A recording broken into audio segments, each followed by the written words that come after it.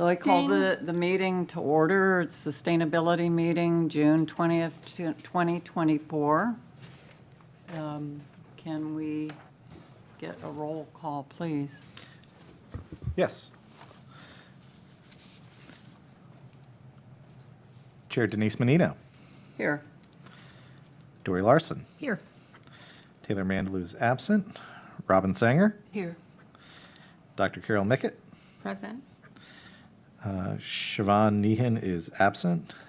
Peggy Varvaris is absent. And we have a quorum. And have we heard anything from the absent members as to whether they wanted excused absences or? No. Okay. Moving right along. Has everybody had a chance to look at the minutes from the last meeting and? Yep. Any amendments or corrections? No. Okay. I move that we accept the meeting minutes I from second. April, or from May 16th, 2024. All in favor? Aye. Aye. Aye. So, public comments. We would really invite people from the public, and I'm just putting out the invitation because we would love to have input from everyone who is concerned about sustainability. So far, we have only had a couple of visitors, but we would love to have more visitors in the future. If I may, I do have a quick point of order. We did have a, just for the committee's benefit, we did have a late addition to the agenda tonight. So when we get further on into discussion, we will have a letter of support for consideration for the committee for a upcoming grant. Upcoming what? Grant. Okay, thank you. For discussion tonight, Shannon Brewer is joining us to kind of give us some clarity on tree removal permits. Yay, trees. Excellent. Hi, good evening. I'm Welcome. Shannon. Thank you. You are my grant stakeholder. Can I give you a 2-second update on the current grant? Excellent. The Limb Up for Safety program is underway. We have our 4 interns. They are flying through our project area, and to date, we have 2,300 trees just within this current Phase 2 project area. We believe that we'll have all of the trees mapped, but then following up on that, we'll be going back through the area and finding all the low limbs. And this Limb Up for Safety program is to alleviate that financial burden on those residents and for fire trucks and safety equipment. So it's moving along. If you see the gaggle of interns along the streets, please stop and tell them that they're doing a great job because they truly, truly are. I'm very blessed to have them. Are they wearing like bright yellow Yes. vests? Oh, I wish I'd gone out and said hi because I was working in my office and I was on a call and then I was like, oh, I'll go. And then they were gone by the time I got out there. They move in, move out, all 4 of them.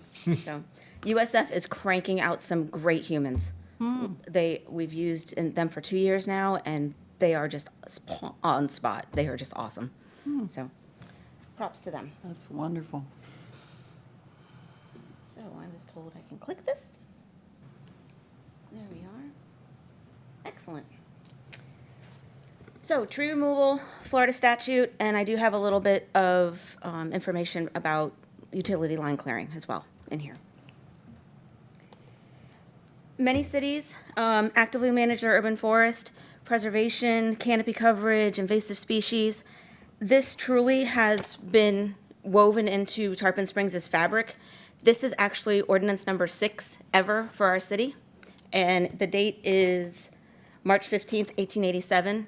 It was a misdemeanor to remove trees willfully, and that's, to me, how they've embodied this the entire time. To date, there are 2 sections of the code. You can see all of their established priorities and intents within there. A quick snapshot is the 133 tree preservation, deals with all the maintenance as well as defining the tree removal permit process. If you're unfamiliar, There are 26 species exempt from permitting, regardless of condition, 4 inches of DBH, diameter of breast height. That's here on me. And anything wider than about that is a protected species, unless it's one of those 26. The code talks about topping, where you take off the entire canopy or more than a third of it at a time, as defined, can be actually code enforced. Mitigation, the process of trying to put back trees is described in this section. There are 7 conditions, and we'll go over those tonight. Hopefully, everybody understands that you cannot remove trees from a vacant lot without a building permit, unless there's like diseased or some special, but we take those on an individual basis. And like I said, there is code enforcement described in this section, and it's 4 times the regular permit fee, and mitigation is involved. When reviewing the permit, we have to evaluate, or I have to evaluate, the necessity to remove the tree. The one that I want to highlight that may not be familiar to people would be good forestry practices. The Ips beetle is what we're dealing with currently, which would qualify for that. Trees get stressed, particularly pines. These beetles move in and basically kill off the tree with the fungus on them. But that would be an example of good forestry practices, taking them out before they jump ship into another tree. Is that what the picture on the bottom right Yes. is? Yeah. Yes. That's what they look like? I say It's like a marshmallowy burrow. gooey holes, or like coral on them, or popcorn, some people describe. When they've gotten to that point, they've actually hit the life system. You can see holes in bark borers and things like that in trees, but as soon as they hit that life system and all that starts to come out, that's when we need to do it, even before the tree is dead. But unfortunately, a lot of the times it's already dead and way gone, and they've moved on before a resident sees them.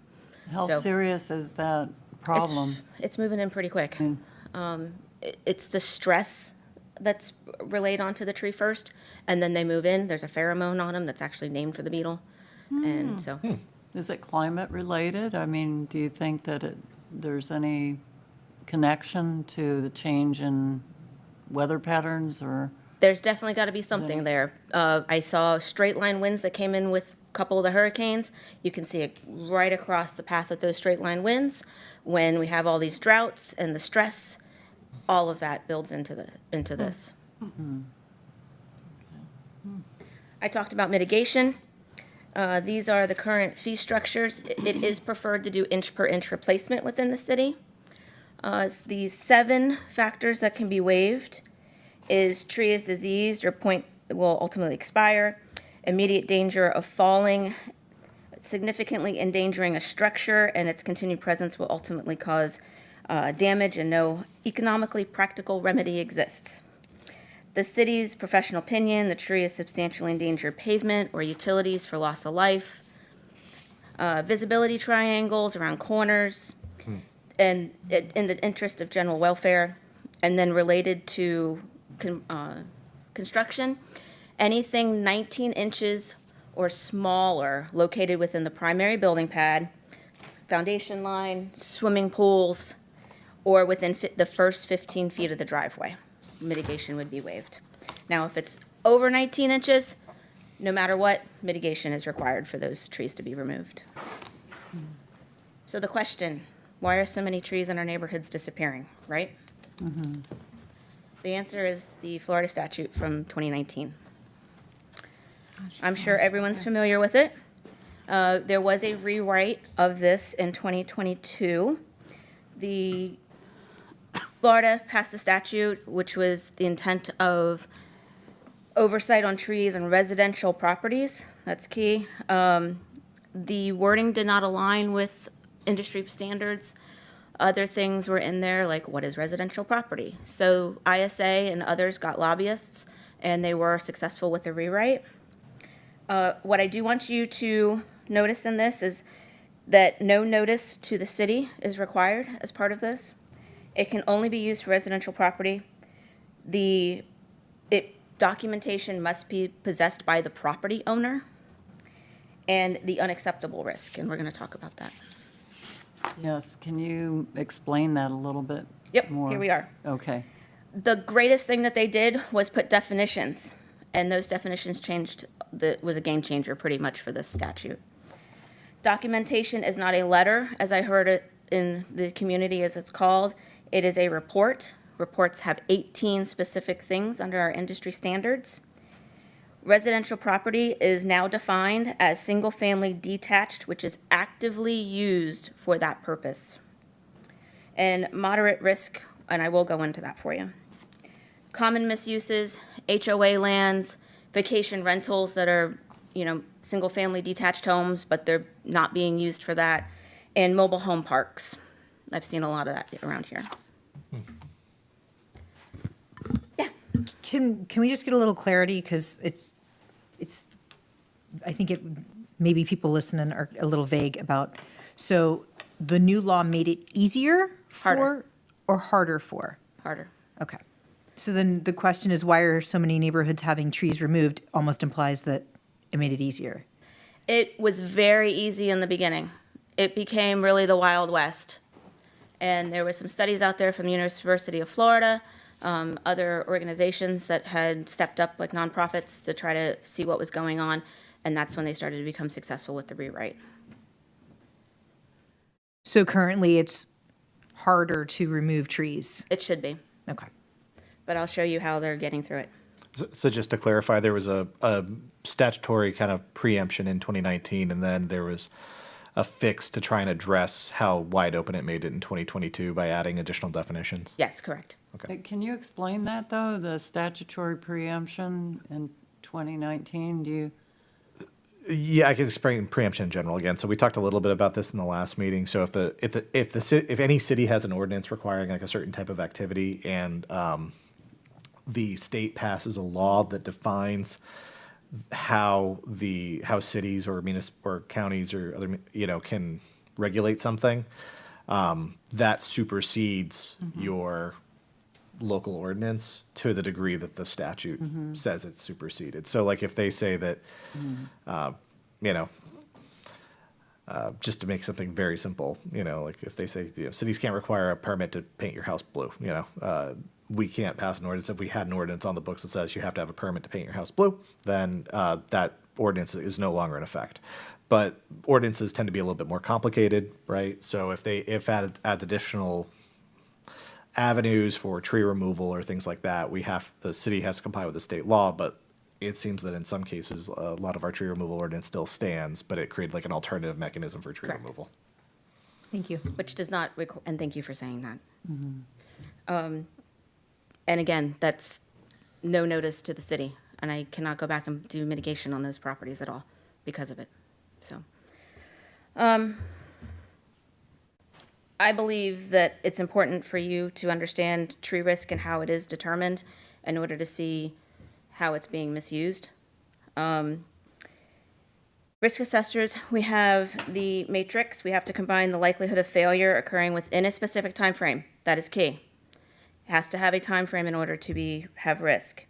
And the likelihood of the failed tree part or the whole tree hitting a specific target. No target, no risk.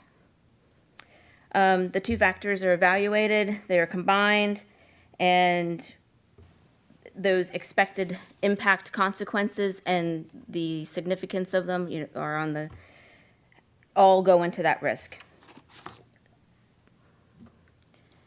There's 18 parts to a risk assessment. It's not just a letter that says, this tree can come down. This is you have to really go through it methodically as a risk assessor as part of our ANSI standards. And this is all built into the ANSI standards. I believe that the Florida statute in the new writing went to item number 10, risk mitigation options. And we'll go back to those other slides and I'll show you. In there, it said the risk nothing else can make it reduce the mitigation below moderate. If you cannot do anything to it, if you cannot prune it, if you cannot move the bench, then to get it below moderate, then it can be removed through this statute. So let me show you.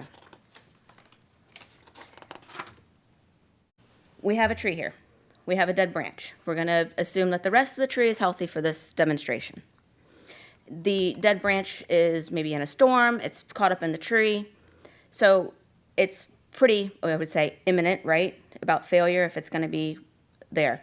We're going to have our specified time frame. We're going to say 2 years. What are our targets? We need to define those. Is it the people on the sidewalk? Is it the people standing at the funeral home here? Is it the cars in the driveway? Is it the cars on the road? And then you have to factor in their frequency. How long are they there? Are they standing there out for hours upon hours? Is it really quick moving by the target, to be a target? All of that goes into a risk assessment. Then you have to say, what is the likelihood of that impacting one of your targets? For this demonstration, I would say medium to high, so you have a likely or unlikely. Then you take that into the next, does this have a, yes, excellent. So you take this likely into this down here, and then what is that consequence of failure? For this particular tree, when I took it, the limb was about this big and pretty long, so that'd be a significant failure, and it would be significant damage. So it would be a high. Now, as we said in the number 10, you have to go back, and the risk assessor has to act like you did something.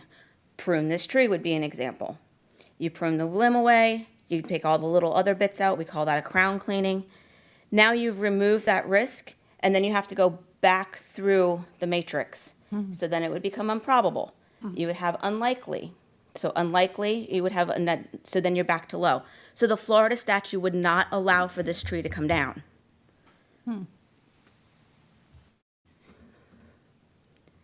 Why do we have to write reports a certain way?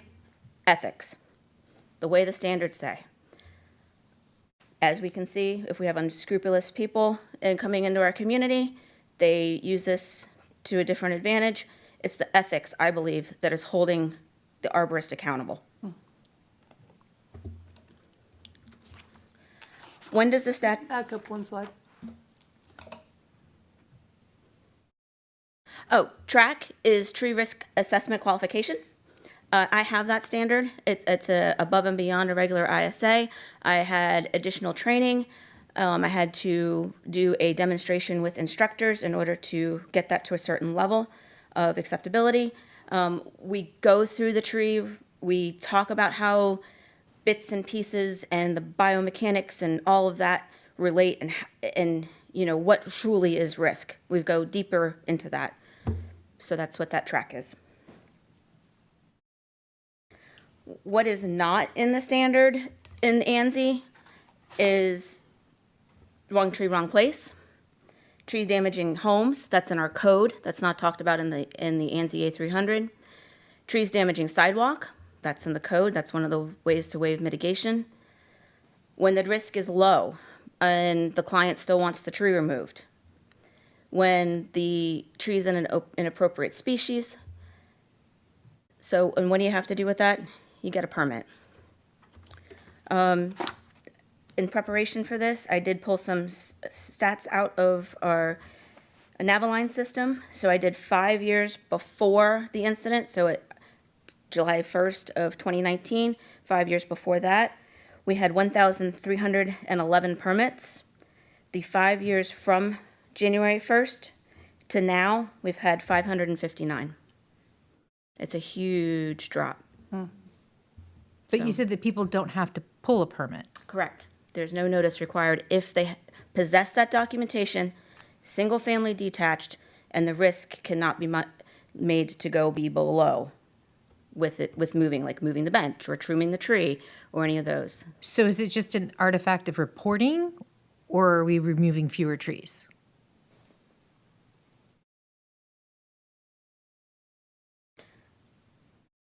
Have you noticed a lot of trees being removed from the area? Yes, but I think that it's, yes. Okay, thank you. So, there are code enforcement options, and I have done a few code enforcement cases. And if they do come in, if the documentation is not on site, we have made them do after-the-fact permits and go through the code enforcement. A lot of them have not been seen by the code board because when I present with them with this, they comply immediately and get the after-fact permit. So Shannon, who does that 18 point survey. So a homeowner can get anybody to do that survey for them, or they do it, how did, ISA certified arborist or a licensed landscape architect. but there has no notice to the city, or you're not involved at all? Correct. But it has to be someone who's credentialed. To do that. So depending on different factors, it may be easier to have it removed or not.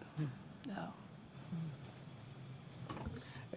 And we do have enforcement abilities, as you were kind of alluding to just a minute ago. If we find that a tree was supposedly moved on the statute, but let's say it was like on a commercial property and the statute was misapplied, we can still go back and apply our ordinance after the fact. I right? currently have 2 of them. Okay.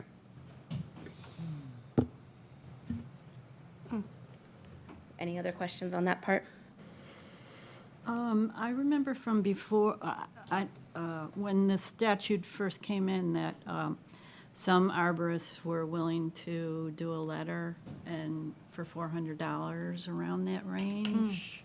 I mean, I'm in the business, so I know, And that goes back to the ethics of the arborist. yeah. Vegetation line clearing?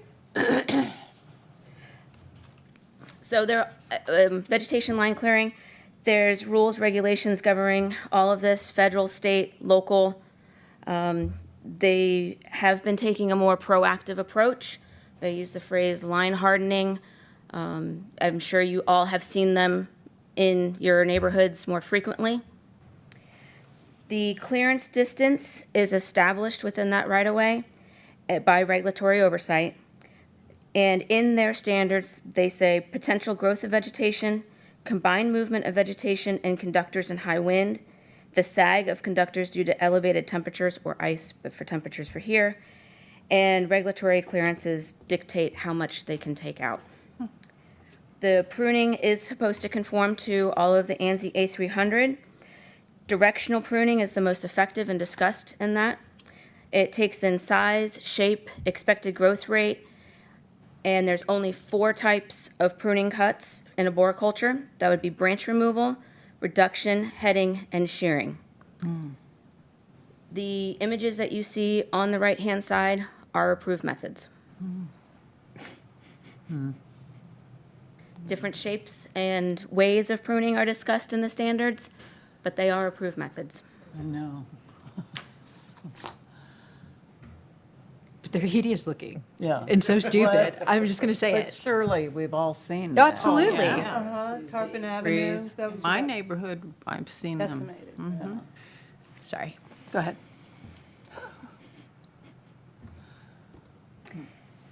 In 2019, again, there, at the same time that the other one went into effect, this one also went into effect. Many counties, municipal arborists have been discussing this. I am part of an urban forest working group with Pinellas County, Pasco, Hillsborough. We meet once a month. And this actually has been on our radar for a little bit. Pasco has met, Pinellas has met with the energy company directly as part of the annual general permit renewal. They've been pulling in Duke Energy or Tampa Electric, whatever their energy company is, and having conversations with them. What I want you to see is that vegetation maintenance does say removal of trees within the right-of-way. And no local government shall require or apply a permit for any of those. So that's why those people in Clearwater were so upset when those giant trees got removed. If they are in an established right-of-way. Yeah. Yeah, what baffled me was an enormous 150-year-old tree that was removed from the middle of our neighbor's backyard, which didn't seem to have any apparent conflict with lines, but it was Duke Energy. The, what do they call it, kilovolts, and I just had in mind, just the voltage of the line. I just had complete mind blank, I'm sorry. Kilowatts? That, if it's a distribution line versus a transmission line, they all have set parameters. The ones on Diston, the trees that were on Diston never, ever would have grown up there. But because of that standard that they have, in order to get the equipment up that high to maintain them, those trees had to be removed. There is defined by the ANSI how far equipment and things can get to the, and there's another part of this is actually the vegetation greater than 14 feet. Within those, they cannot have a genetic potential of greater than 14 feet in these established line clearings. So you're not going to get an oak tree. You're going to get a glorified shrub. So there are discussions happening. There's resources out there for all of this. The movers and shakers and the gurus of the arboriculture in Florida, they're up there. I know you have copies of this. Google them, find some of their research that they're doing. For the Florida tree law side, ISA did create a web page to help homeowners and arborists and community leaders figure out what is allowed and not allowed. Share that link with everyone. And you guys have been very helpful in my grant process. Oh, Is it possible to negotiate with Duke to plant a tree somewhere every time they remove one, to plant one in a safe space so that we still retain our trees, number of trees and tree canopy, but they're in a place where they're not going to interfere with the lines? Pinellas is actually discussing mitigation options. As an urban forester for here, I am actually anxiously awaiting to see what happens with that. Also, as part of, because of you guys allowing me to have the grants and being my stakeholders, the Urban Forestry Master Plan, there is a grant to write that. I do have intention of bringing this up during that process and having those facilitated conversations. And that, we have done the first phase with the very first, phase 1 of the inventory. We're moving into phase 2 for that grant. The contract has not come back from the state of Florida yet in order to help get a consultant to come in, do all the research, and help me pick through all the sustainability action plan, the comprehensive plan that just went through, and get all of the tree data and wishes of the leadership here in order to try to create that urban forestry master plan. So yes, trees matter. That's why I put the benefits up as part of the last part of my presentation. That discussion is going to happen. I just can't tell you an exact date of when, but it is going to be a discussion with our urban forestry master plan. Thank you. Anything else? What is the group that you're meeting with in the area? It was Urban Green. We call ourselves the Tampa Bay Urban Forestry Working Group. And right now, it's the municipal arborists, urban foresters. We all have different little names and nuances, and that's who we're getting together, and we're discussing policies and procedures within our community. General ordinances, maybe trying to create some that go across the region to make it easier or more concise. Those are the different things that we talk about. I have a question about like replanting and like, because I know that we had talked about this before and you said that you wanted to have the master plan set before we start doing replanting. But like the pine bark beetles are just ravaging my part of town. Like, so I don't know, like, can you, if you replant them, or is it just like inviting them back for like second meal? Or like, should we be looking at other species? But like the whole soccer field over off of Keystone, Yeah. like it had this beautiful pine canopy and it's like gone. And that church, the Episcopal church right there on Keystone, like they just keep picking it off one by one. And there's a dead one in our common area of our HOA. And they already killed off 3 in the common area Oh, geez. along Keystone. So like they're like just going through it. And over like where you mentioned the wind lines from the hurricane, like out at Fred Howard, like it's depressing. It is really depressing. A lot of that was saltwater intrusion. That Right, saltwater, right. yeah. But like, I saw that it at seems like a fire Yellowstone. hazard to have that many dry, dead trees in one place. Is the county going to address that? And then, like, when can we start like replanting some of these trees?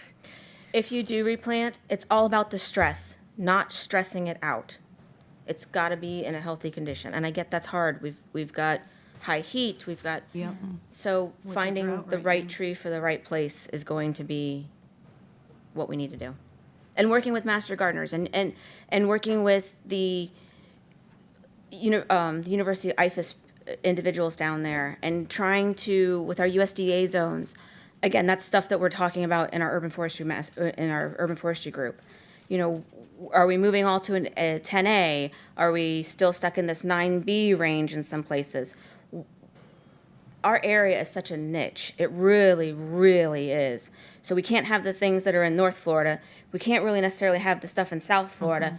So what are we left with? Mesic oaks and pines. And they're getting stressed out. So is there a fund that the city has to start replanting? There is the tree bank, so any mitigation that comes in, that goes into the tree bank, and then those funds are for replanting the Tetra truck, all those trees, they are funded through the tree bank. Let me get through the master plan, because I have to replant, and I really want to have the right tree for the right place.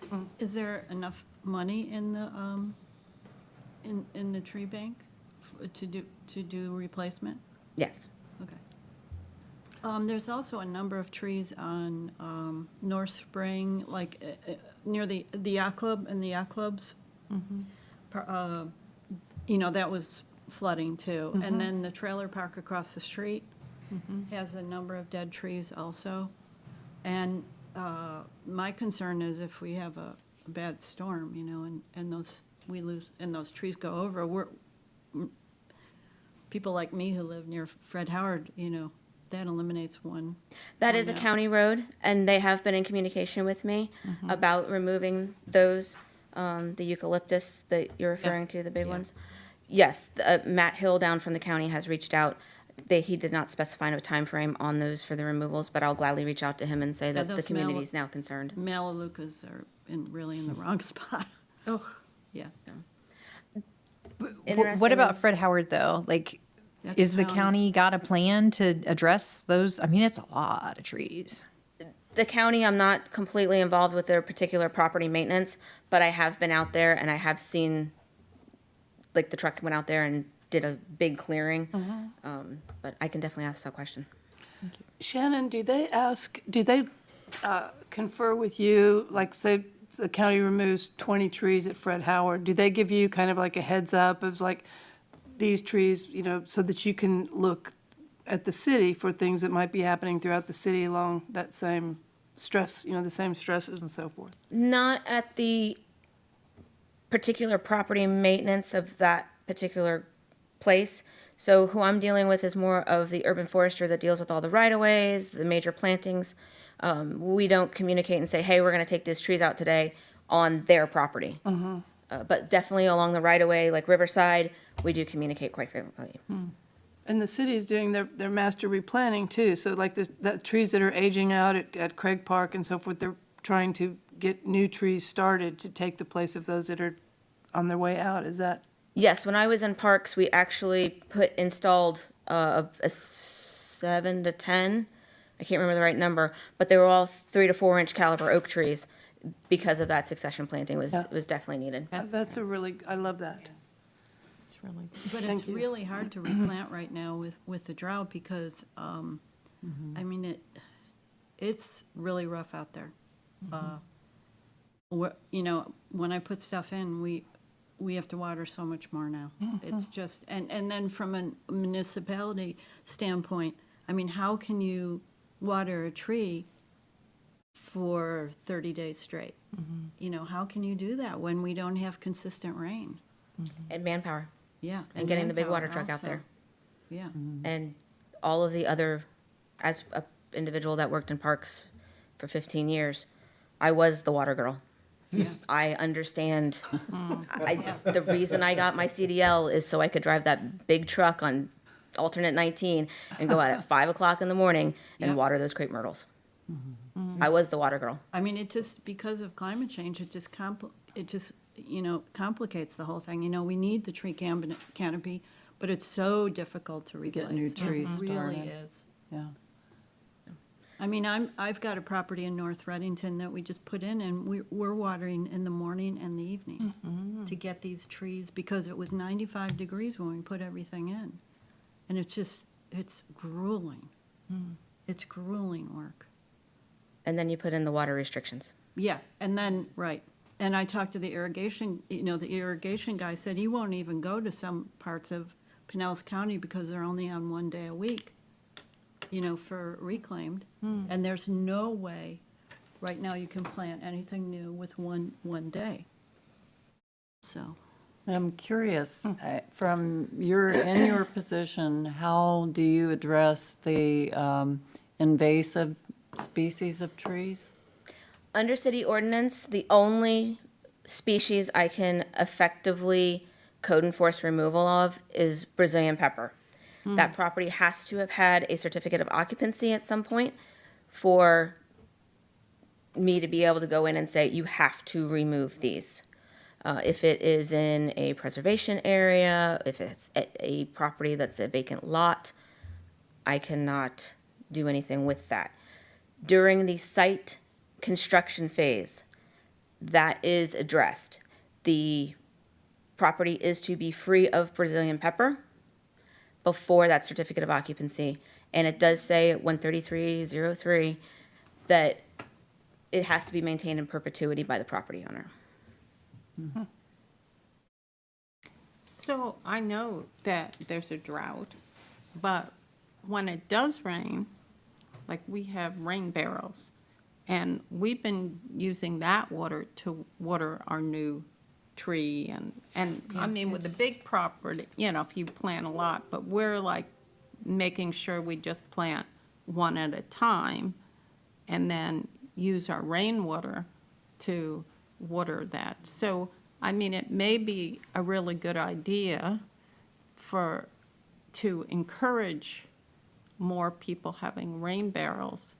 And,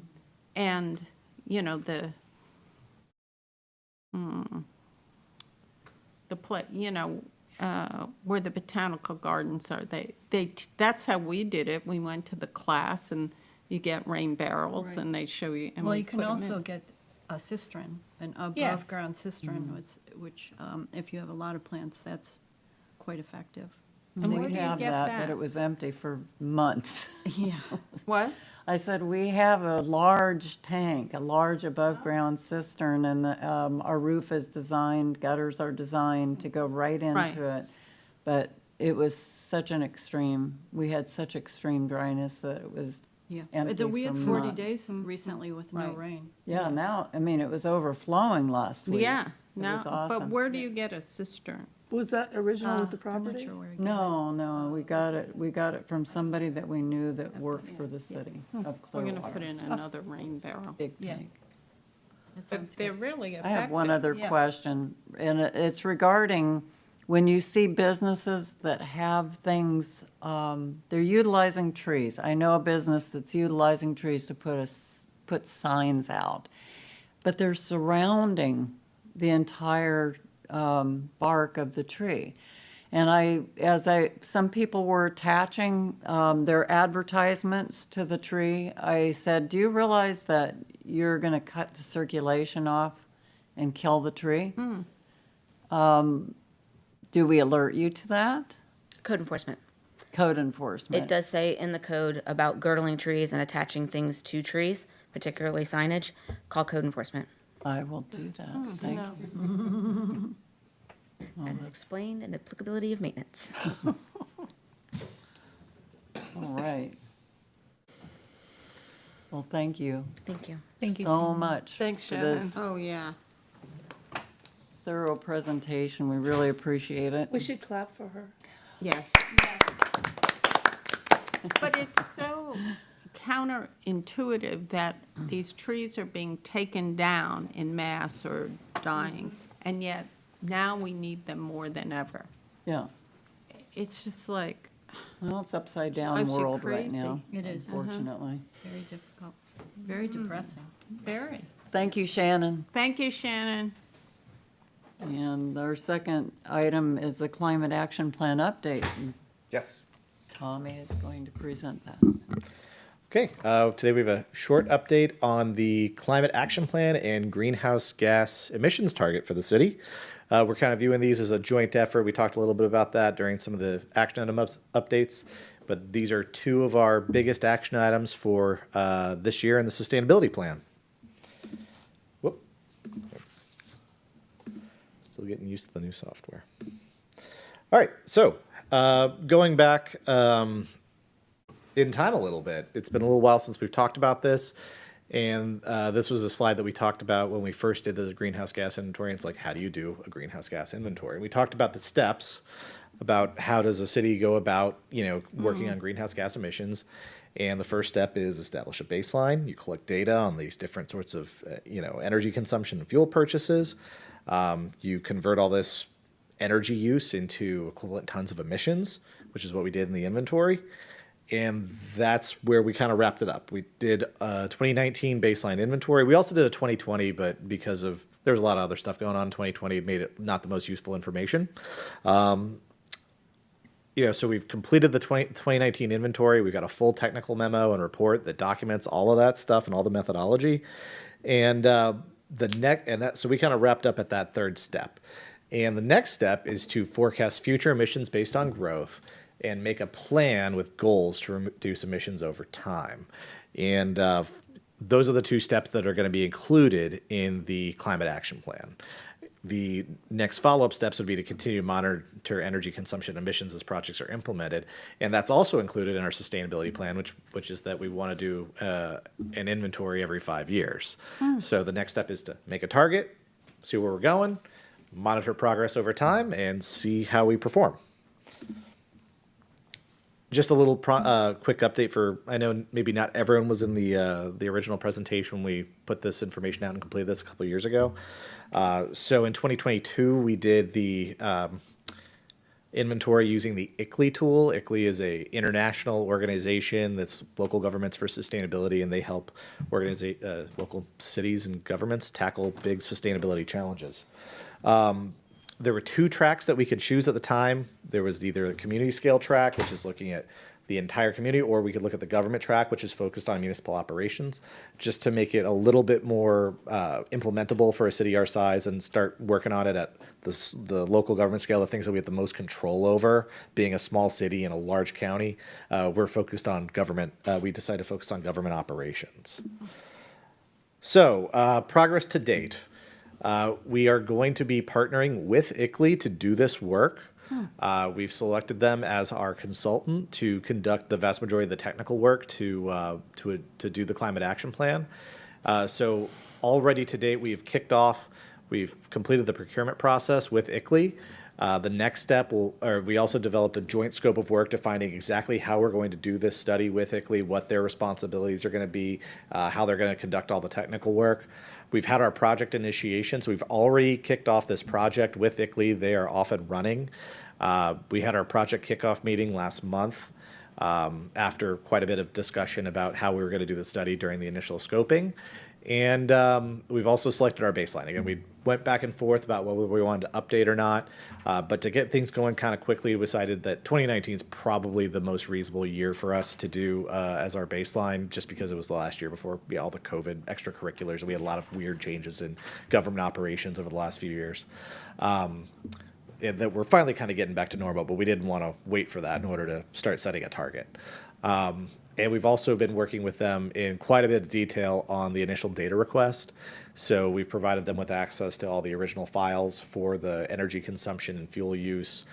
They've been reviewing our technical memo, and we've also completed with them a detailed quality assurance and quality control for the current inventory to make sure everything is all buttoned up and accurate and ready to go as the basis for projecting future emissions. Why did we choose ICLEI? Again, ICLEI is they're the first and largest global network of local governments devoted to sustainability challenges for local government. ICLEI software, which is what we use, has also become the de facto standard for local government greenhouse gas emissions accounting. So they publish the software, they develop it, they know the tools the best. And they also have a lot of experience, so that we're able to get some really good expertise on board through our membership in ICLEI. We do continue to maintain our membership in ICLEI through the city's sustainability budget. They've worked with other local governments on greenhouse gas planning, including a kind of county-wide effort that they were working on a few years ago, or a couple years ago in Pinellas County. And most recently, they've been working with us and showing us some of the work they've done on Santa Fe County, New Mexico, on their climate action plan, which was published about this time last year. So other news, it was also extremely affordable because they are a nonprofit. We are looking at other options for procurement to see, if there's maybe like environmental consulting firms that would be interested in doing this sort of work. And we were seeing quotes, budgetary quotes in the neighborhood of $30,000 to well over $100,000. So we decided not to do that. So that we were able to find this in our budget and kind of scramble to make this happen. So it's a big cost savings and a really good value for the city, especially you get the folks that established the standard effectively. And it's also on a really nice schedule. We've got a total 22-week schedule to complete the study, which started a few weeks ago. So what will be included? So this is kind of the scope of work, what we've been working on with them. So ICLEI will be developing the overall climate action plan report. They'll be the primary author, and we'll obviously have lots of engagement with them. They're going to create a business as usual forecast. So they're going to take our emissions and say, if we do no activities, where would we be likely to wind up over the next 20 years by 2050? And part of the value of having ICLEI do this is they've already compiled lots of detailed information about other things that are going on in Florida and in our local area. So even in our business as usual forecast, we're actually fairly likely to see some emissions reductions because they'll be including the green energy plans from the local power companies. So that when we're making investments or we're choosing which policies we want to implement, we're not making them in a vacuum. We'll be making those in conjunction with what like Duke Energy, for example, is going to be planning on, have already sort of budgeted for. Then they're going to do a wedge analysis. Has nothing to do with salads, but they will be looking at several different policies that we could potentially implement, short, midterm, and long-term policies that would achieve different levels of greenhouse gas emissions targets. And what the wedge represents is it looks like a sort of graph, and each triangle shows your emissions escalating over time, and different practices reduce those wedges by a certain amount. And so we would pick and choose the policies that would be like most implementable or most favored by the city to achieve our individual goals. They'll also be working on, again, forecasting for all the different scenarios with the different policies. They also have a task in the scope to assist the city with potential funding opportunities, and they'll be researching funding opportunities to help implement this plan. They'll be coming to you once we've got a little bit more meat on the bones to do a presentation on once we get closer to a draft report. And then they'll develop the final report, and that report will include greenhouse gas emissions reductions targets for both 2030 and 2050 for the city. So we'll have a sort of near-term target, then sort of a longer-term 2050 target, which tends to align with a lot of like international climate emission reduction target setting efforts and things like that. Let's go back. Just a quick refresher too about where we're starting with. This is a graph out of the 2019 inventory showing where most of our emissions are located within city operations. The largest source of emissions is our water and wastewater facilities. This is largely a reflection of the services provided by the city. So it's not, a lot of times we get the question, how do we compare to Oldsmar? How do we compare to Dunedin? How do we compare to the county? And the answer is we don't. We have different practices. We have different services that are provided by the city. If we were to have a landfill, that would potentially become a much larger source of emissions, but we don't have an open landfill, so we don't have that emission source. So this is really kind of a reflection of where our energy is going within existing city operations is the best way to look at it and know this is our baseline. How do we do better or worse from here forward? water and wastewater tends to use a lot of energy. You have to pressurize a lot of water. You know, you need big pumps and things like that. Go ahead. So, I mean, this graph gives me numbers, but I really don't know how to understand it. Like, let's say the vehicle fleet. What would be our goal? Like, what would be a good number to have? 0? Zero is always a good number, but things have to be implementable. So that's something that we'll be developing in the wedge analysis. Is we'll be starting at this baseline, saying, all right, over time, where would we expect to wind up with in a sort of no action scenario, and then how could we move those targets up or down based on different practices the city would implement. But if looking at these numbers, should I be horrified or should I be, it's okay? I mean, I don't know what these numbers mean. You know, I don't know a 1,700 from 5,000 from it's just- Again, it's really just a reflection of where our energy is going. This is an Okay. indirect measure of how much energy the city's I using get from sources that generate emissions. So But you again, did- it's really variable and it's really dependent on what operation you have, where your power comes from. If we were located maybe over on the East Coast where they have like a lot more nuclear power, our water and wastewater facilities would be much lower, but that's not where our energy comes from. So Also does, oh, sorry. No, go ahead. Oh, okay. Because we haven't, you've described a somewhat outdated waste water facility, would those numbers come down once we implement? that would be the goal. I mean, I think that we're very early on in this process. We have done a full energy efficiency study a few years ago at the wastewater treatment facility through Amoresco. We used a special procurement method called an ESCO contract that's dedicated to finding efficiency and finding ways to be more energy efficient. We did a lot of stuff like improving lighting and installing variable frequency drives so that all the equipment's not running at maximum power when it's on, and we can ramp it up and down as needed. That being said, there will always be a certain amount of energy that's required for the wastewater treatment facility. It's just the nature of wastewater treatment. We do have some plans to become more efficient there. We're working on upgrading the aeration system to be a more modern aeration system.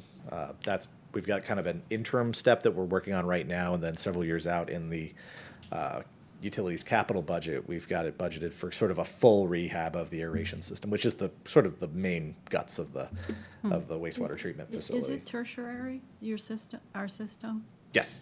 Okay. We don't usually say tertiary, but we provide full advanced wastewater treatment, which includes nutrient removal, which is what most people think of for tertiary. Okay. So yeah, we do full nutrient removal, full advanced treatment for public access reclaimed. Okay. So we're as high up on that as you When can get. was it upgraded? Because I think initially when I moved here, it was not great. The And wastewater that's treatment. 30 years ago. The So, I mean, if you don't have that information, it's fine, but, The wastewater facility was built in response to the Grizzle Fig standards, which were established by statute. Those were named after certain legislatures from back in the 80s. And they established new nutrient targets for wastewater treatment facilities for the whole Tampa Bay region, which we're a part of.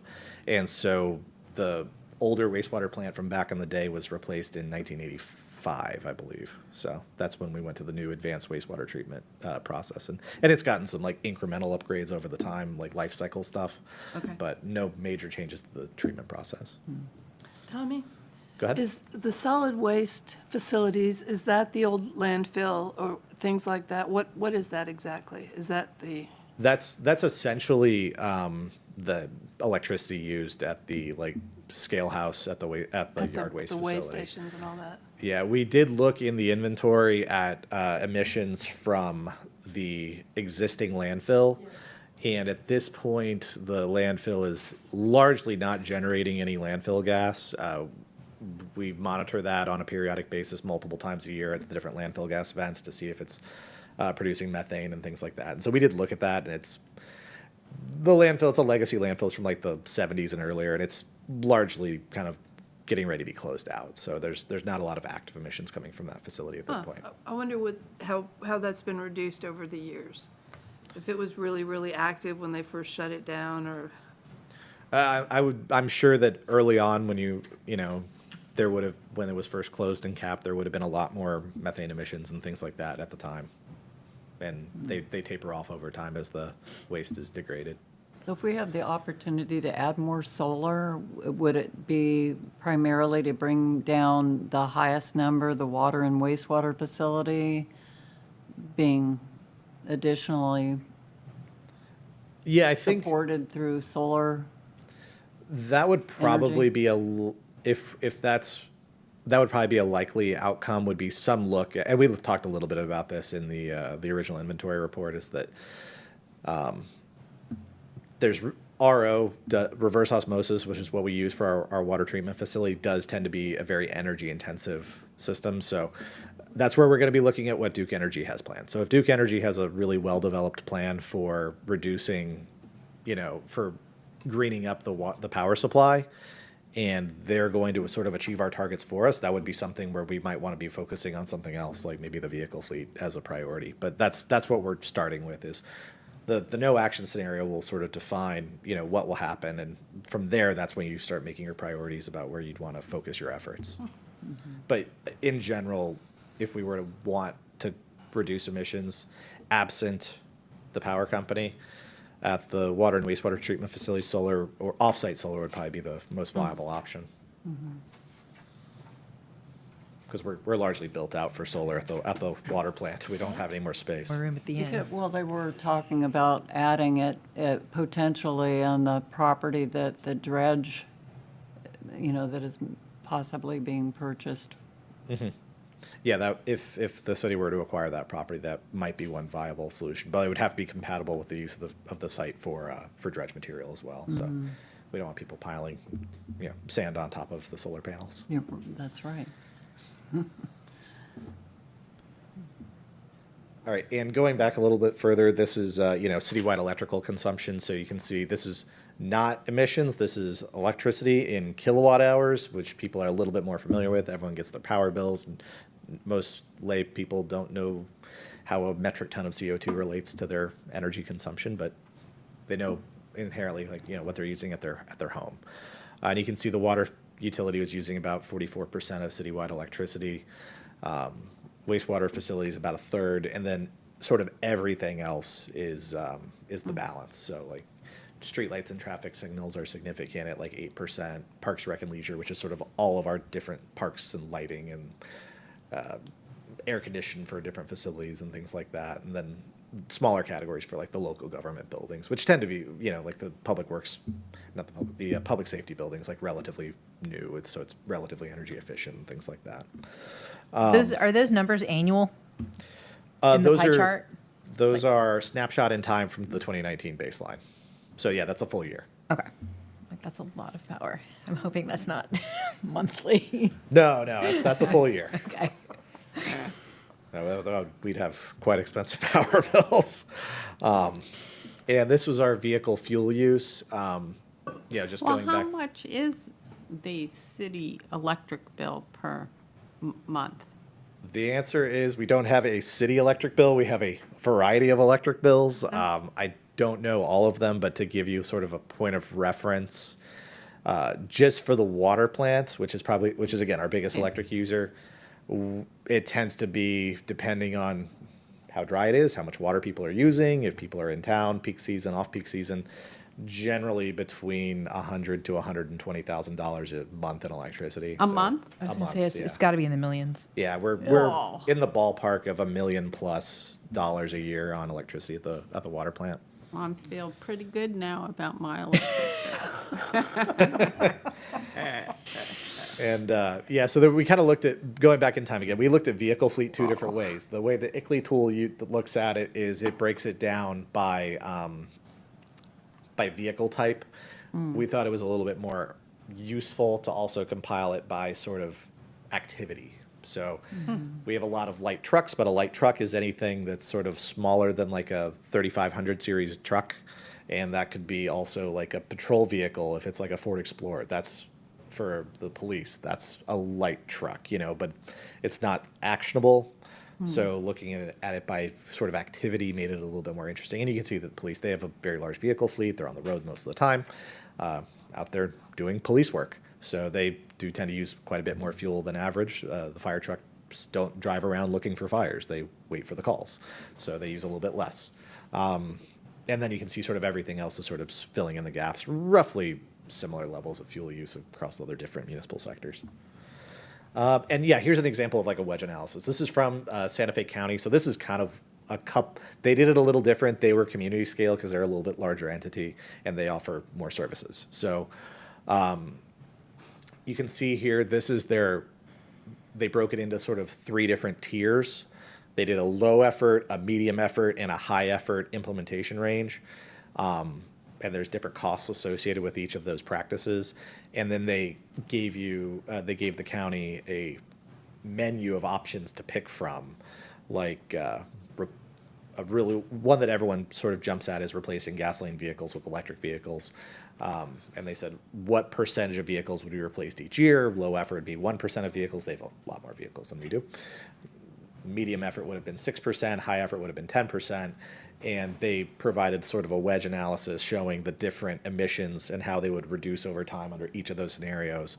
And then you would pick and choose the individual activities that would give you sort of the most bang for your buck and that are also implementable at the city level. So I didn't provide the whole list because there was a lot of stuff in there that wasn't necessarily applicable to us. Like, for example, and we were talking about this with Ickley earlier.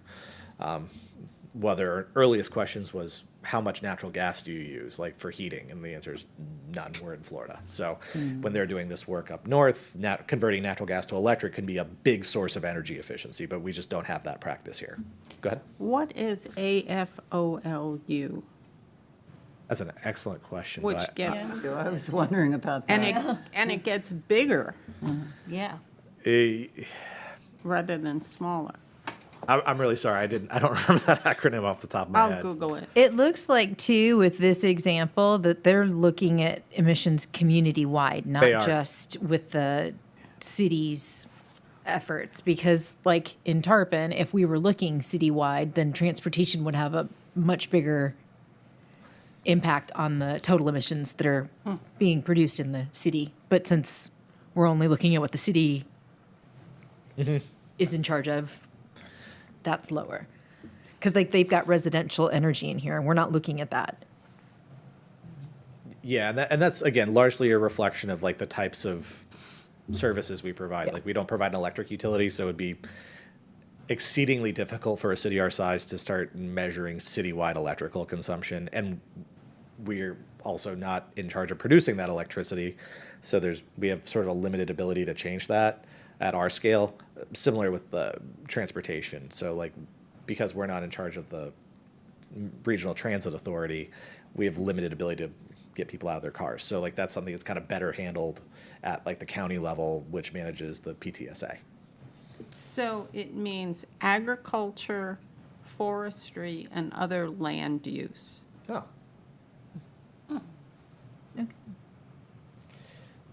Yeah, so, and one other example we did have here that might be a little bit more akin to something we would do in the city would be like increasing commercial building efficiency. And it's what percentage of energy efficiency targets do you want to have? And that's a little bit more something that would be something inside of city facilities, maybe not commercial buildings, but the goal might be increase, city facility electric efficiency by 1% a year, or 2% a year, or 5% a year.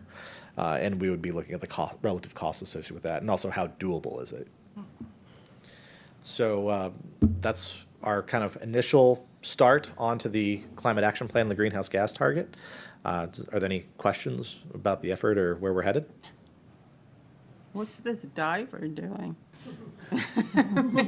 Asking Looking for questions. clean energy. So my understanding is it looks like 5.5 months to completion, right? And that includes having the plan, or that's like now they've given you the recommendations and the city needs to decide which of the actions they want to take?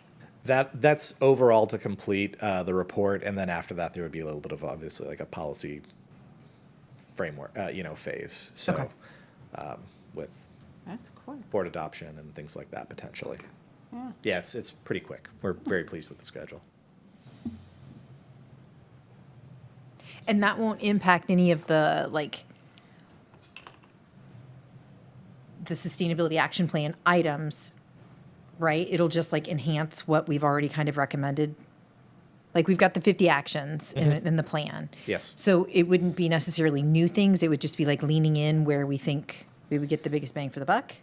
Yeah, I think that's something we're still going to work out. This is our first sustainability plan, so if we were to have something new that's not in the plan, a lot of the things that are in the sustainability plan are a little bit. It's a little bit of a plan to make a bunch of smaller plans. Yeah. So if we start establishing targets and we were to have something like a goal to like increase energy efficiency, it wouldn't be something that would be new to the sustainability plan. It would be incorporated in this one goal, but it would be something that we'd be tracking through the sustainability program.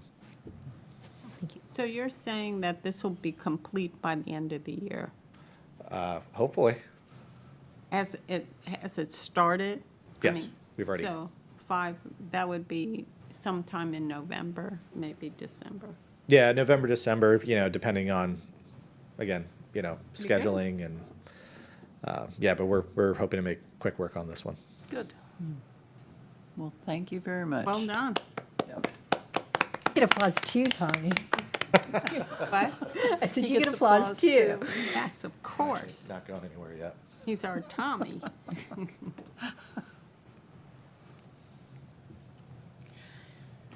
Third item is letter of support for Beckett Bridge funding. Yes. Thought we'd have at least This one was fan of this added. one. No. Go ahead. And I just want to let everyone know, because you weren't in on the discussion, but we're waiting to do more community engagement discussion once we get our coordinator on board. That's why it's not on the agenda for tonight, because we didn't want to have to backtrack, but we really wanted to include our new coordinator in the discussion. Do we have a new one? Let's, I'll address that in staff comment. there we get ahead. So for the last item for discussion for tonight, I do apologize. This was a little bit of a late addition. It came in earlier this week. So a little bit of backstory on this. We've had a long-running project that the county is leading. It is a county project to replace Beckett Bridge. It's the bridge on Riverside Drive, right in front of the yacht club. And it's an old bridge, and it is both structurally deficient and functionally obsolete, which means it needs to go. And the city has a healthy financial contribution that we are going to have to make to this project to replace our existing water and sewer lines, which, although they're actually in fairly good shape and don't really require immediate replacement, because of the way the bridge is going to be installed, they have to be replaced to make clearance for the new bridge.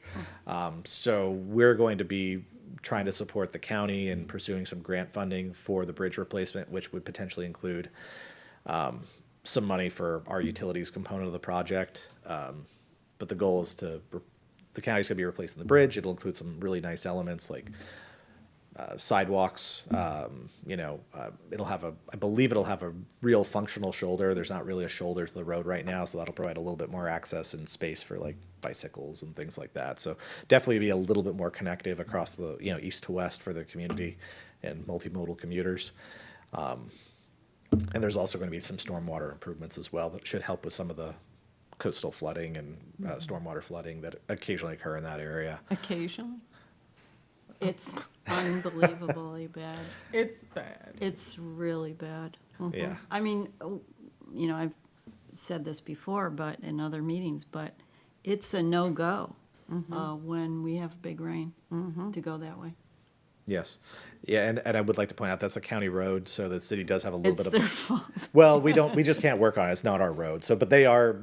Yeah. This has been a long-running project. It has been delayed several times. So- There's a retention pond really could help over there. There is that pond right behind. There's a big pond right behind Riverside and Yeah. Chesapeake. It's Yeah. huge. But But- it doesn't seem to be working really well. Well, I don't think it's hooked up to anything. Yeah. But it could hook up. I've actually told the county this because I've spoken to them. But When you say the Beckett Bridge project, you also mean all the drainage? Because when I spoke to Carol, she told me that the first thing that's going to happen is a drainage, to do the drainage project. And then they're going to do the bridge. I will But I s- think it's one project. Yeah, it's sort of one overall project. I will say I'm not intimately familiar with the construction phasing that they're planning. It is really a county-led project, and our project admin department is leading sort of the interfacing with them on that. But they're going to be building it, and they'll be, letting us know Right. as the different phases come online. But right now, they're just looking for our support to pursue federal funding. She also told me that when it gets closer, they're going to have meetings with the community.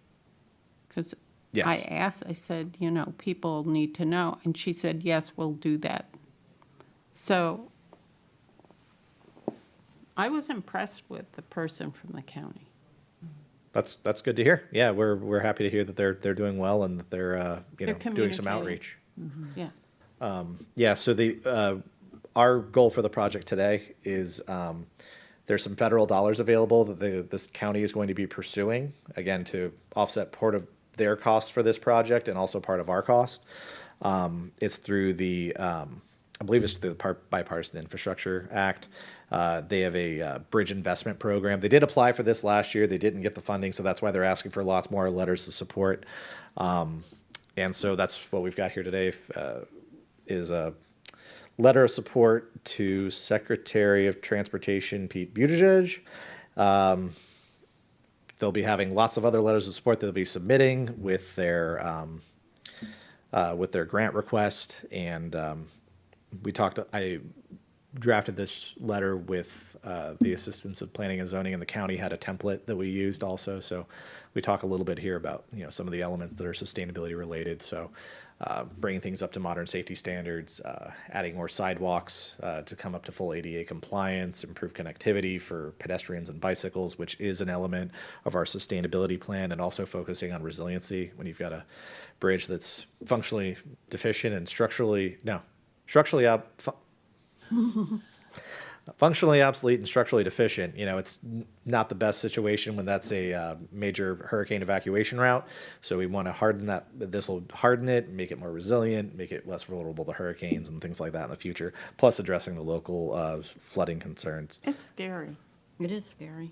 I mean, to walk over that bridge. To ride your bike over it. Oh, riding your bike. It's brutal. So for tonight, are you looking for I us never to ride my just bike like anymore over that bridge. It's Endorse too- it? endorse this? Like, do you need a Yes. vote? Okay, so then I move that we sign on to this letter and have it sent off to Secretary Buttigieg. I second. I said, absolutely, I believe we are all in favor, Betsy. Yes. absolutely. All in favor? Aye. I Aye.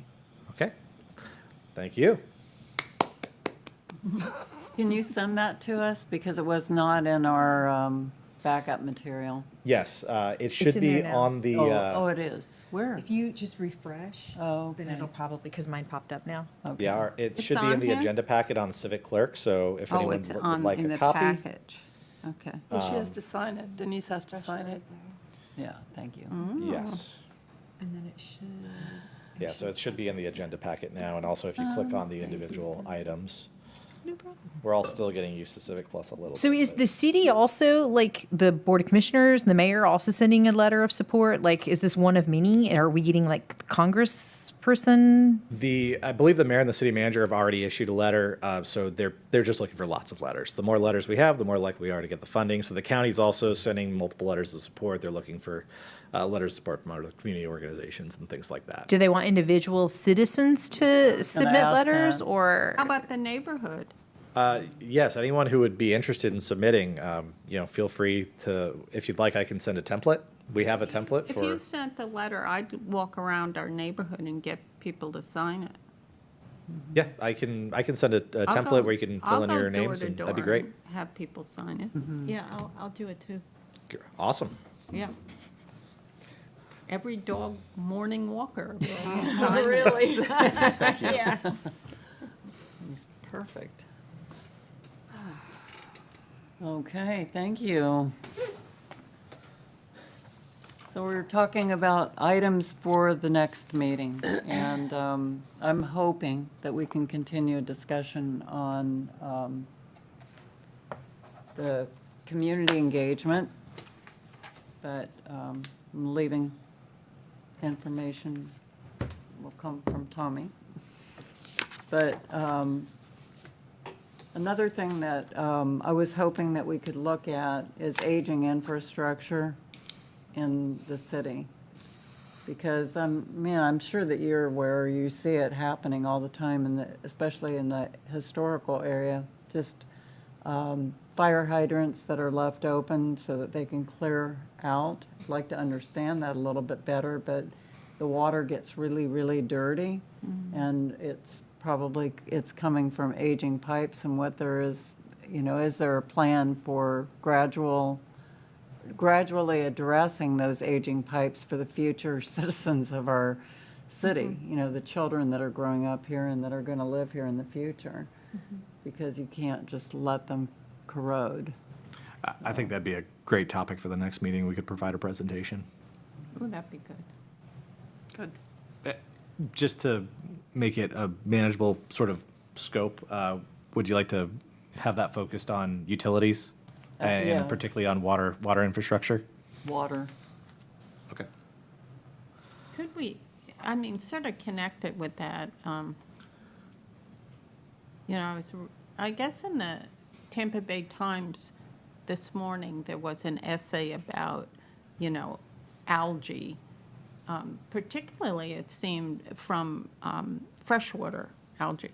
But the study that was being addressed indicated that one of the major ways in which the algae grew was from sewage, and not so much from runoff, but also from diet sugar, sucrose, that never dissolves. It was really interesting. Where was the But- article? What?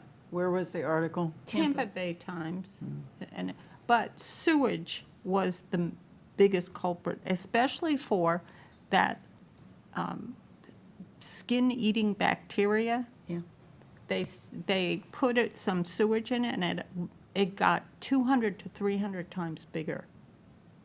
So could we talk about that? Because that is an issue with municipalities in Pinellas County, I'm sure beyond, about how sewage runoff occurs and the amount of it. I will say, within our city, we do have a little bit different water quality priorities than maybe like the main part of Tampa Bay. Particularly our city, we already have full advanced wastewater treatment, so we're already getting nutrient removal and things like that. We actually have, the nutrients in the wastewater effluent at our city are actually lower than the ambient water quality in the Anclote River, which is really good. We're actually kind of diluting out the pollution at this point. But the issue is, when we get big floods and stuff like that, and things break, or the issue that's going on, one of the things that was discussed in here was septic tanks and how the leakage happens, and then that goes in the water. So it'd be good to know how, I know this was a huge issue and still is in St. Pete, but what the situation is in Tarpon, how it's being handled, and what are the potential hazards and what can be done, because that affects such a big area in so many ways. We are replacing the septic tanks On s- slowly. Some streets like Bayshore, and there was Tommy, a what is Big. that look? big Yeah. issue over there. My mother-in-law lives over there, and everybody's steaming mad about the cost. Yeah, It's like $25,000. Yeah. Can you not speak to that? No, I can. I mean, if we're picking items for the next meeting, if the committee wanted to have an update on the Bayshore project, that's Yeah. something we could do. Sewage is a big issue. Why Yeah. can't we get a grant for that sort of stuff? I don't want to get into a detailed discussion. Well, We're they- setting items for the Yeah, next meeting. yeah. Okay. Just, Yeah, yeah, in the I'm article sorry about that. The city is Fine. looking for Right. some I grant. read that, Yeah, too. right. We're just looking for items for the Yeah, but next that's a meeting. good, I have an idea. Carol, So I have a client on Gulf Boulevard, and during this latest bad storm, the whole street was, it came up, she's got a bank, and it came up substantially, but there's a retention pond across the street, and it's not working correctly. It needs to be cleared out. So, like my street, Charlotte, is fine. There's no problem, but we do have some streets that are having issues like that. You know, continually having Right. problems. So does it like- relate to the agenda items right now? Yeah, or how does it relate to? the Well, I agenda? was saying as an idea for next, for the next, a next meeting. You know, just if we could look at the retention ponds, how they're draining. That, I'll talk to Public Works and see if that's something we do a presentation on. Again, when things get outside of our department, I do Yeah. like to talk to the other folks and, you know, who are managing and see like what their staff availability is, just like with Shannon. So we can definitely put that on the list, and I'll talk That'd to be other good. staff and see what sort of presentations we good might be able to one. have ready for either the next meeting or a subsequent meeting. I mean, it was a lot of rain, but, you know, it really, people in that neighborhood who are having a really hard time getting in and out. I mean, we did get like 6 inches, 6 or 7 inches in, you know, one day, but it was problematic for certain neighborhoods. Okay. Can, Yeah, I would like we to point out too, we could also bring the communication plan goals back for the next meeting. We'll have the new sustainability coordinator on board, so. good, thank you. And Yes, connected with so the. this is time for staff comments, and we can be updated on the good news. Well, I would like to say, connected with the retention ponds, there are areas, there's a big area on Riverside where there's just standing water. I mean, a lot of it. And how does that get removed? Is that a person who owns the property supposed to remove that? I'd have to look Yeah. into that particular site.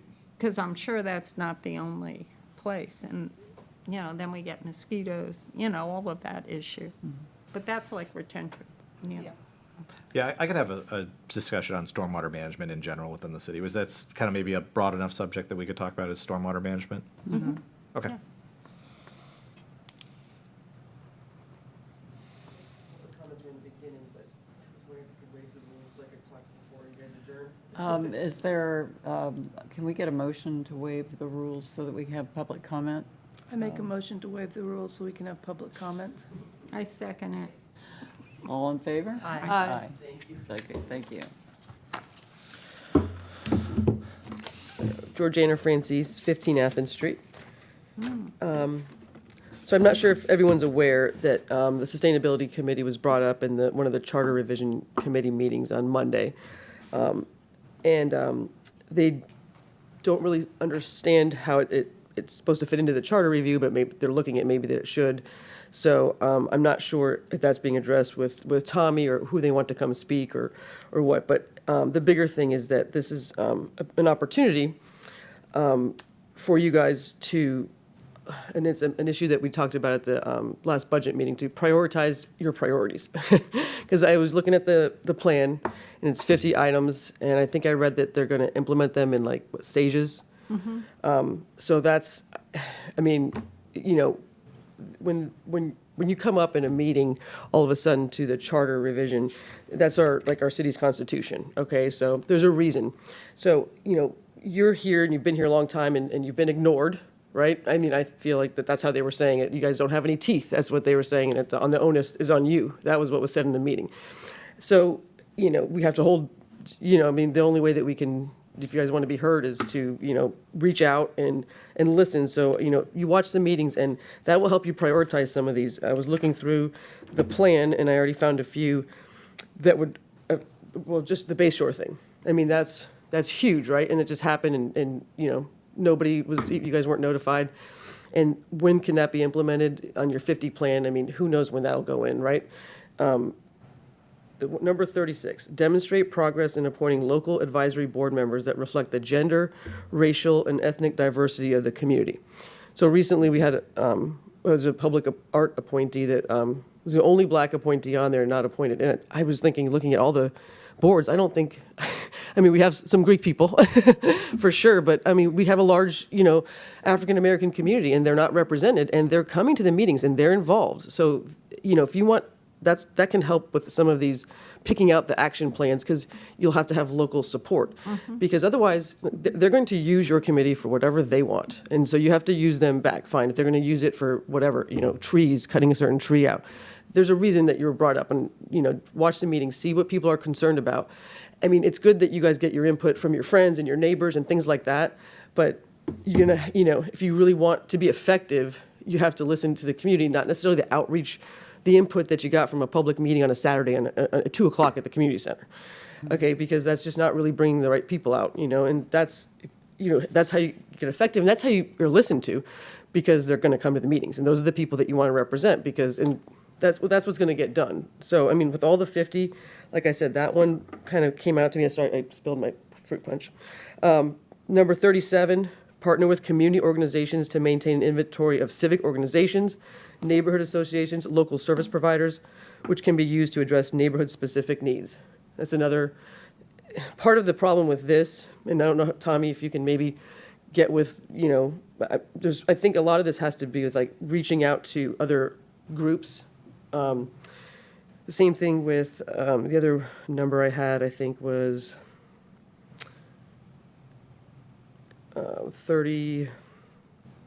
38 as well. Community engagement for local stakeholders to further community engagement and local decision making.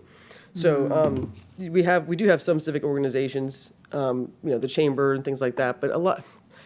And I think, Carol, you brought it up in one of the meetings that there are not a lot of neighborhood associations.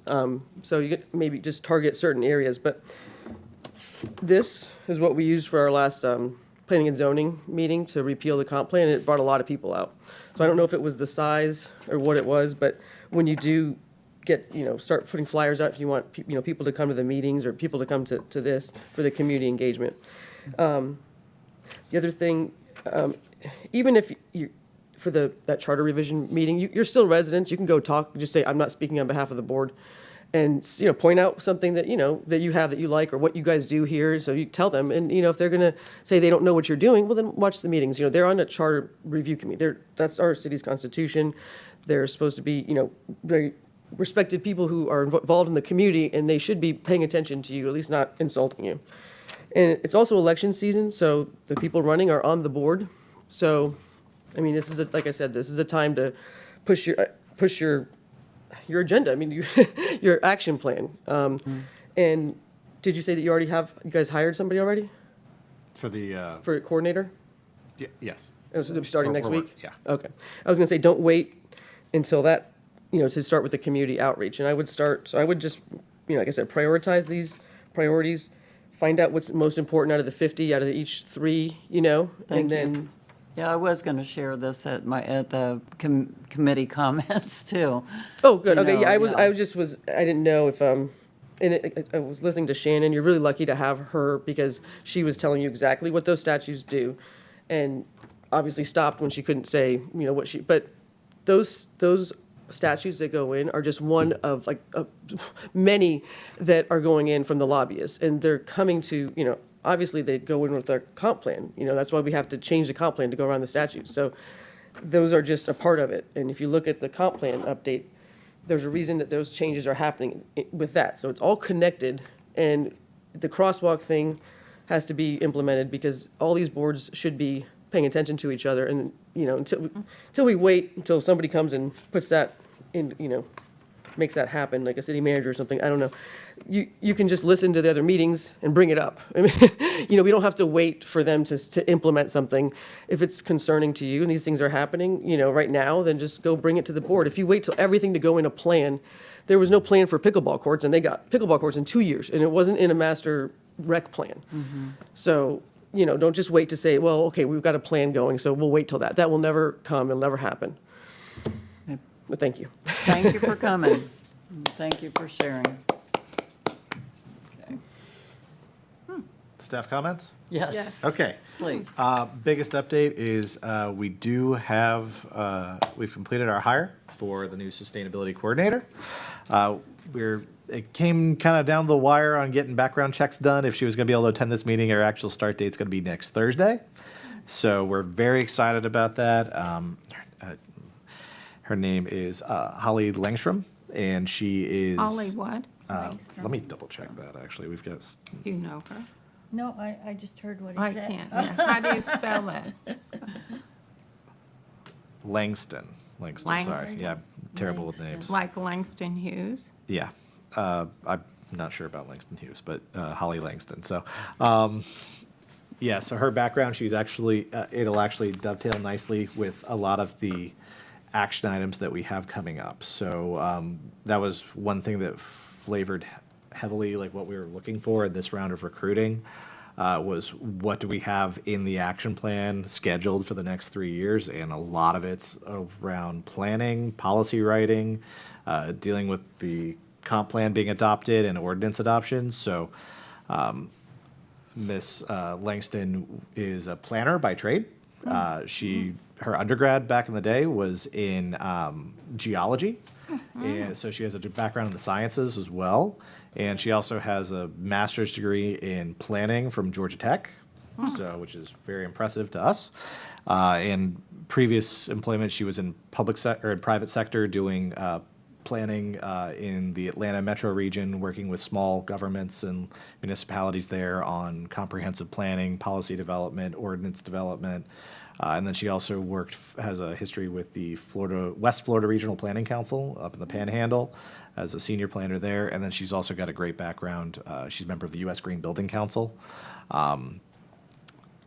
She's done a lot of work with Keep Pasco Beautiful, very interested in engagement. She also has a little bit of history with working with childhood educators on environmental programming. So we think she's got a lot of the Great. goals that we're trying to achieve in her background, and we're very excited. Yes, yeah, we're really excited. I'm particularly excited to get her on board to get a little bit of help writing meeting minutes. Yeah. So Thank you. That's the Great. best news that we've had in months.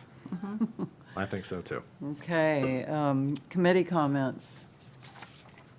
Carol? Is there a way to contact the two board members that are not here to find out? Typically, if you have a board, like not a city City. board, the chair of the board contacts people to find out where they are, you know, to keep them involved.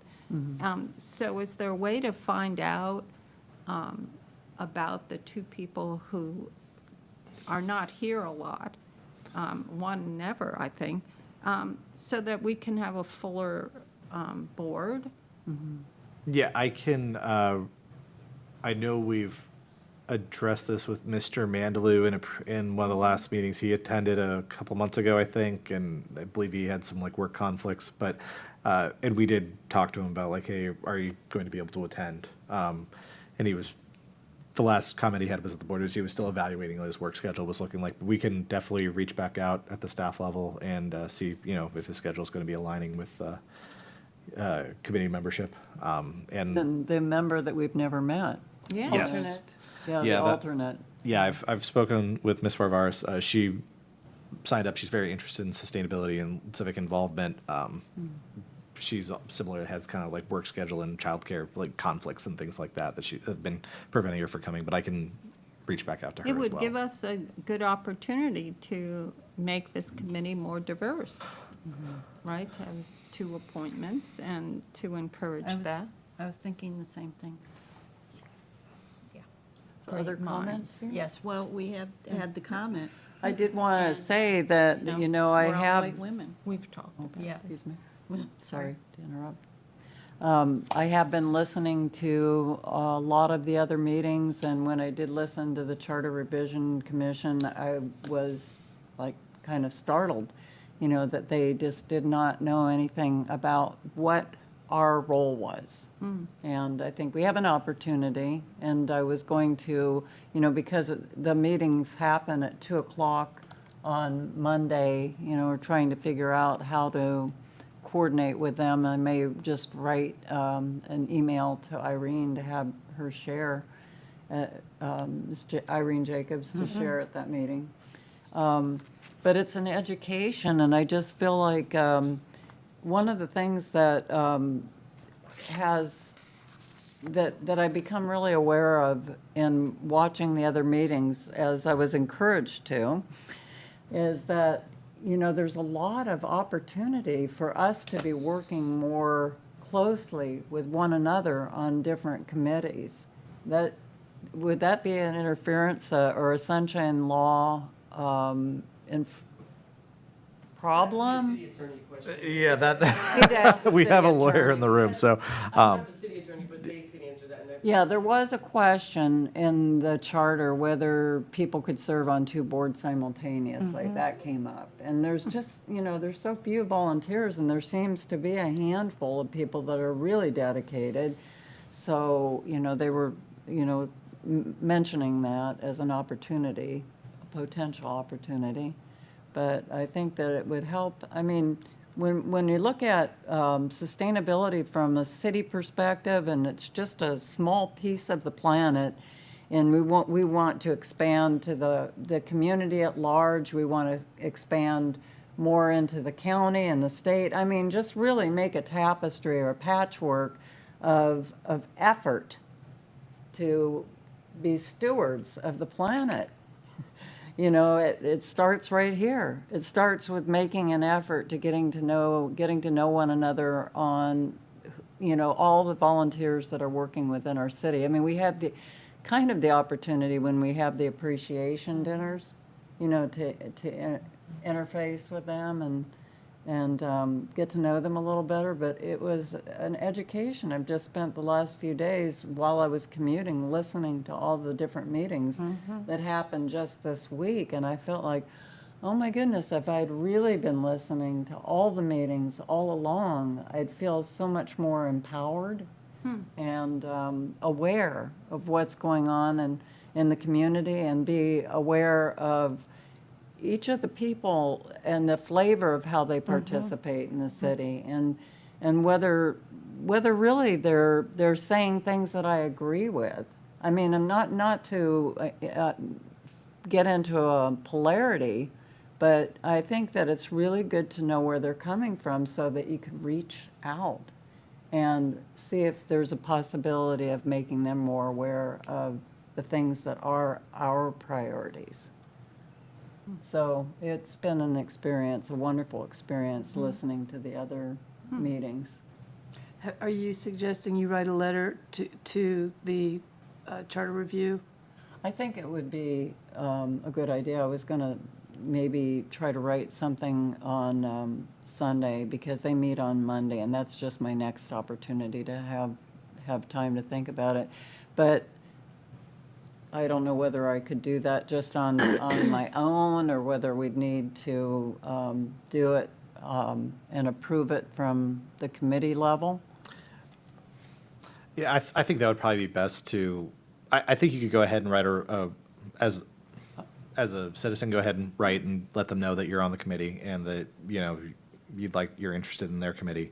As long as you're not doing any sort of like formal policy or anything like that from the on behalf of the committee. But also, I'm just getting around. I was out for a couple days, but we're just getting around to looking at the charter revision meetings from earlier this week, and they did have some questions. They wanted to know about the sustainability plan, so I'm going to be reaching out to Renee tomorrow, and she's already committed in the meeting to providing them copies of the sustainability plan, so they're a little bit more up to date on what's going on.